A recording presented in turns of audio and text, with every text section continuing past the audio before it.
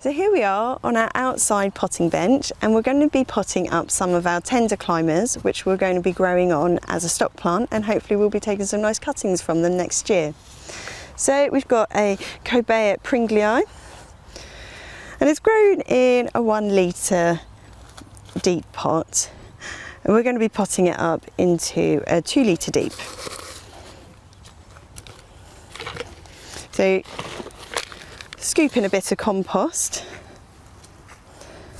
drop your plant in, and the ideal spacing is to have about 1 inch around the outside from the existing plant to the edge of the pot.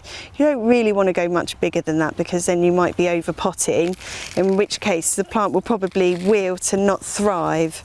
So the idea is to kind of gradually build up your pot sizes over a period of time. And then just like push the compost down, but you don't want it to be like rock solid like concrete. You want it to be like reasonably soft but reasonably well compacted, so it's got a bit of air in there as well so the roots grow. And there we are. So that's that one. The next one we're going to do is a Mandevilla laxa. And just scoop up your compost, drop your plant in, and then give the pot a little shake, and then that just kind of allows the compost to fill in any air spaces. Pack it down a little bit but not too much, and then there we are. Make sure your labelling's there.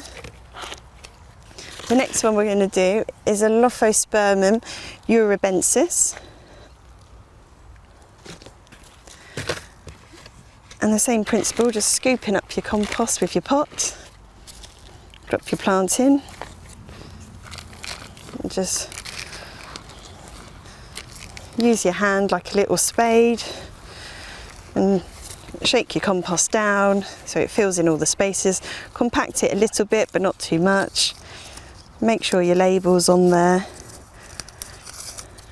And there we are. And then we just give them a water, and then they're all ready to grow on for next year.